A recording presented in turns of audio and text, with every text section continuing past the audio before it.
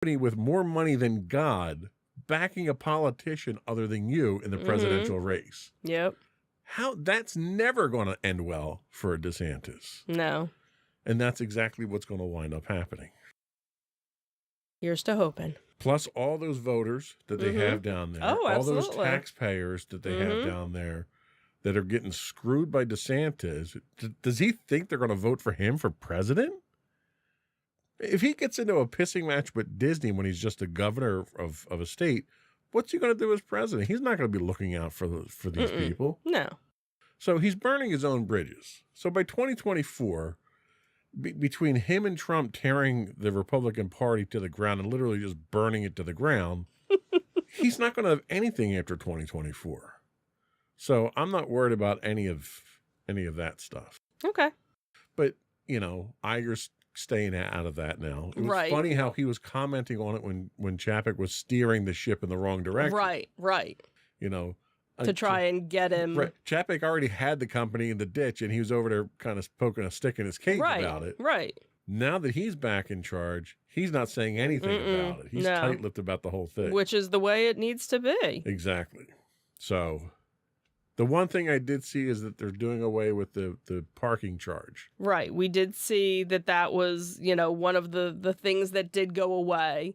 And that helps me to justify going down. Yeah, absolutely. And that's really been one of the only things I've seen kind of come back. I know they were talking about the reservation system, that they were still leaving that in place, but they were opening it up for more people.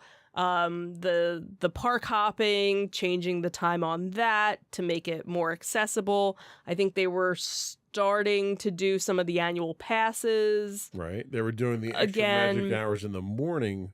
They were expanding out to other resorts. Right. So the problem is Chapek dug a huge hole. Right. He's got to claw his way out of before he wins people like me back. Yeah. And I wasn't a big fan of Iger's to begin with. Right. So he's going to have to, he's got his work cut out for him. Right. I would want to be in his position. And I don't think he's going to be able to fix all of this stuff in 2 years. No, I think a lot of it's going to take time because it's one of those things.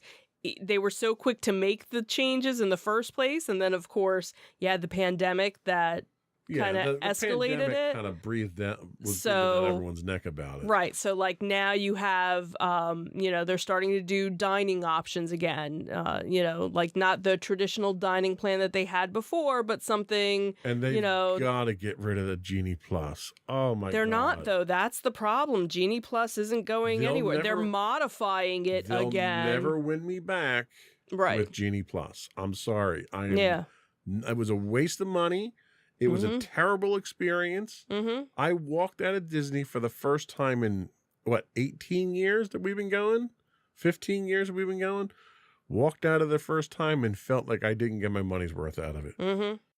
And when you're paying Disney money, you damn well better feel like you're getting your money's worth out of it. No, I agree. I was very disappointed with it as well. But you never even you never felt like you had that with the fast passes. Like you didn't have to really learn how to navigate it. It was, there were probably people when Fast Pass first started that had a hard time with it and didn't quite understand how to make it work. And that was. Once you're going to hang a Fast Pass, you could make the system work for you. Right. There's no way the Genie Plus works for anybody. I don't know. That's the thing is I think we probably needed to do a little bit more research. But that's it's a broken system, but that's my whole point is that I shouldn't have to take a college course in how to use Genie Plus before I go on a vacation. And the thing is they build it as being anybody can use it. It's super convenient. You do everything through the app. Everything's wonderful. Right. Well, one, I'm paying for it. Two, it has built-in restrictions that doesn't even come close to comparing with FastPass the way it was. Right. Three, the app was terrible. Right. It was confusing. It didn't always work. Oh, and you got to kill your phone battery just so you can get around the park. Right, exactly. Terrible idea. Right. The idea is I'm on a vacation. I shouldn't have to be constantly on my phone. Like when they had FastPass Plus, when they had the FastPass system, you know, as long as you knew what time your FastPass was for, it was simple. You didn't need to be on your phone. I could do all that on my phone, or I could go to a kiosk, or I could go to a park cast member in the park. I got options. Right. And that was free. Right. I'm paying for a system that they've deliberately handicapped now. Right. So as long as that's in place, they're not going to get me back. It's just that simple. No, I agree. So, sorry, Bob, but it's an uphill battle. I wouldn't want his job. Yeah. I wouldn't even want a salary for his job, to be honest with you. It's gonna take a while. It's not something that's gonna. But that's the thing. He doesn't have a while. He doesn't have a while. Yes, I know. Well, so unless he's making revolutionary changes, they're breathing down his neck about $5.5 billion that they didn't lose, that they want back because they're not making money fast enough. That's what they're concerned about. And that's the thing is, where is it that you're cutting these jobs? Is it from, you know, certain divisions? Is it a little bit? They didn't ramp back up from the cuts from COVID. Right. And that was going to be my next thing is I know that there are still cast members from the parks that never got called back because they just never opened up that section of the park or, you know, where they had worked before. So that's okay. How many, you know, are these new cuts? Now what are you going to cut? What are you closing? Or is it, you know, that's the whole thing. What service am I losing now when I go down? But I'm paying for. You're not going to cut the price. Right. You're going to raise the price and cut the because you need to make again. because you need to make the money now. So I'll wait for the dust to settle and figure out who his successor is and how bad they are. Yeah, I guess before we'll I have go to back see. down. Anyway. Okay, we haven't had a chance to bash Disney in a while. It was good to see. Do you feel better now? I do. I feel like there's a weight lifted off of me. This was such a great de-stressor for me. I'm so glad. So that's all we had today. Before we do go, I want to once again invite our listening and viewing audience to subscribe to the podcast. Audio versions of this podcast can be found listed as Insights into Entertainment. You can get audio and video of all of our podcasts listed as Insights into Things. We're available on Apple Podcasts, Spotify, Google, Stitcher, etc. I would also invite you to write to us. You can email us at comments@insightsintothings.com. You can find us on Twitter at twitter.com/insights_things. We do stream 5 days a week on Twitch at twitch.tv/insightsintothings. You can find us on Facebook at facebook.com/insightsintothingspodcast. You can find us streaming 6 days a week on YouTube, as well as all of our videos on YouTube at youtube.com/insightsintothings. You can find us on Instagram at instagram.com/insightsintothings. Or you can find all that and more on our official website at insightsintothings.com. That's it. Another one in the books. Have a good week, everyone. Bye. Bye.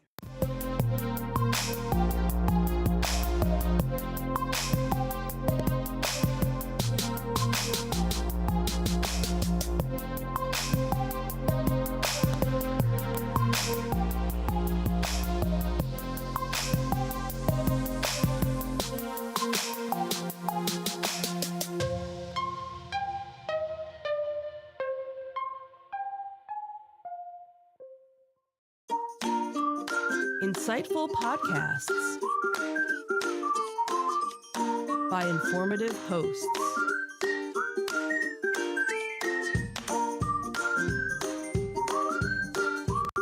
Insights into Things, a podcast network.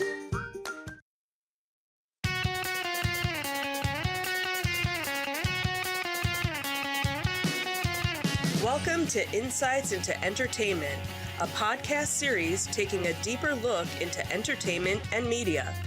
Your hosts, Joseph and Michelle Whalen, a husband and wife team of pop culture fanatics, are exploring all things from music and movies to television and fandom.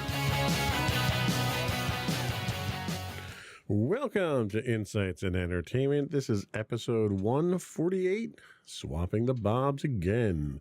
I'm your host, Joseph Whalen, and my patient and understanding co-host, Michelle Whalen. Hi, everyone. How you doing today, dear? I'm doing okay. How are you? I'm doing all right. We've been out of the loop for a while here with the podcast. Yeah, we sure have. We've had a lot going on. Yeah, that is true. We've been busy. We've had marching band syndrome. We've had COVID syndrome. You can still hear it in my voice probably that I'm still suffering from a little bit, and this is almost 2 months after getting it now. Yeah, we're almost 2 months. Almost 2 months now. So I'm still reeling from its effects. Given the severity I had it with, I'm kind of glad I got my shots, all the shots that I did. I was just gonna say, we were all very fortunate to have all been vaccinated and boosted, and we were just about so close to getting our next round of boosters, and then we all kind of got sick, and yeah, that kind of put things on the back burner. But fortunately, we all had a very mild case. We were all very fortunate. Unfortunately, you are still reeling with it, but not as bad as it could have been, obviously. Right. And we have marching band to thank for that. We're pretty sure we got it from marching band. Such a happy family activity. Yeah. So, but a lot of stuff has happened. There's a lot to talk about. We're not going to get to everything today. We are going to talk about really two big things that happened in entertainment. One being the changing of the Bobs, which happened actually on the same day. The finale of right. Yeah, so we'll kind of funny how it happened that way. We'll be talking about Disney rotating the Bobs again. Then we're going to talk a little bit about The Walking Dead and their series finale and the impact and the future of that. And then we had a couple of events. One we just attended this weekend that I did not grab any of the pictures from you to put up for. So theater of the mind for our viewing audience this time around. We'll describe everything in detail for you. So stick around for the last segment. We're going to talk about some of the stuff that we've been attending recently. But before we do that, I do want to take a moment to ask you to subscribe to the podcast. You can find both audio and video versions of all of our podcasts listed as Insights in Entertainment. We're available on Apple Podcasts, Spotify, Google, Stitcher. I don't think we're on Stitcher. Stitcher doesn't do video. Neither does Spotify, as a matter of fact. Probably should redo that list, huh? So you can find audio versions listed as Insights in Entertainment under all of those. But video versions have, our Insights in a Thing has video and audio. When you can find it, where you can find it. Right. I would also ask you to write in, give us your feedback. Tell us how bad I'm doing today, because I'm a little out of practice. Give us your show suggestions or conventions or other events in your area you'd like us to talk about. You can email us at comments@insightsintothings.com. You can find us on Twitter at twitter.com/insights_things. Or we're on Facebook at facebook.com/insightsintothingspodcast. Or you can find all those links and more on our official website at insightsintothings.com. Shall we get into it? Sure. Here we go.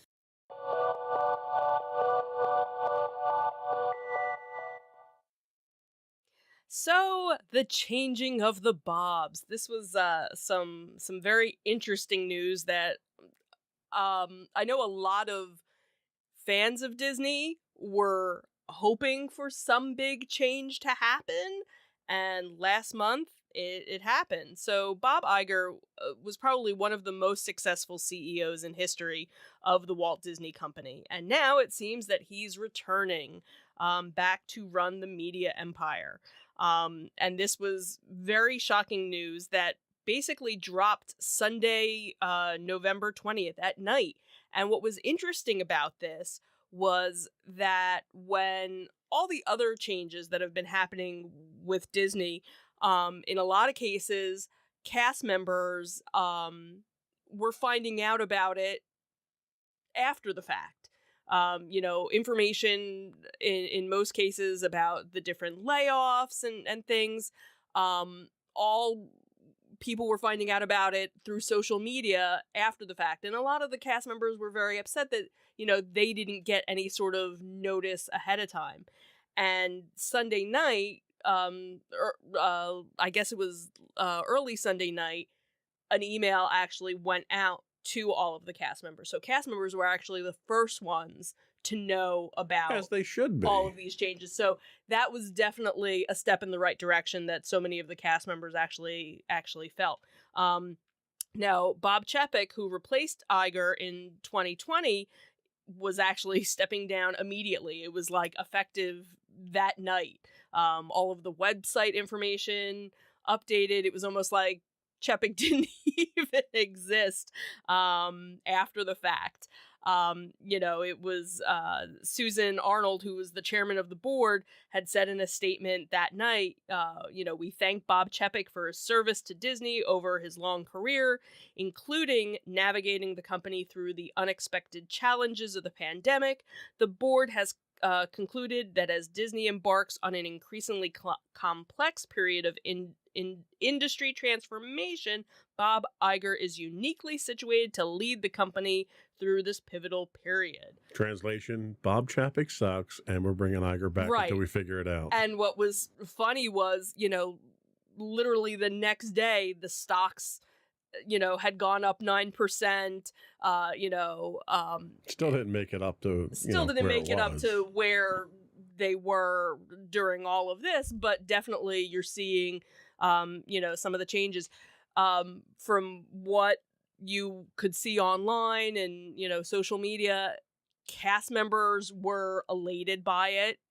There wasn't anybody who wasn't elated. You know what? By there were Chapek got a golden parachute. Yeah, he got a golden parachute.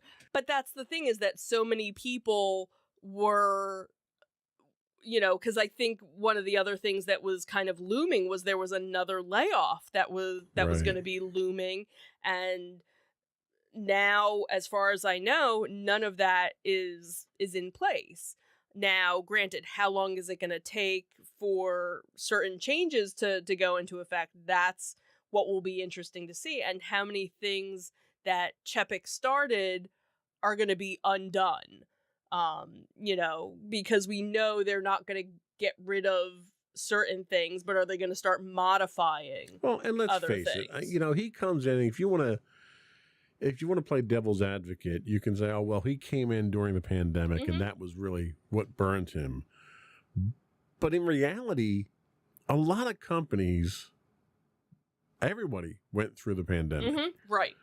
And a lot of companies didn't go into the pandemic with the same balance sheet that Disney did. Right.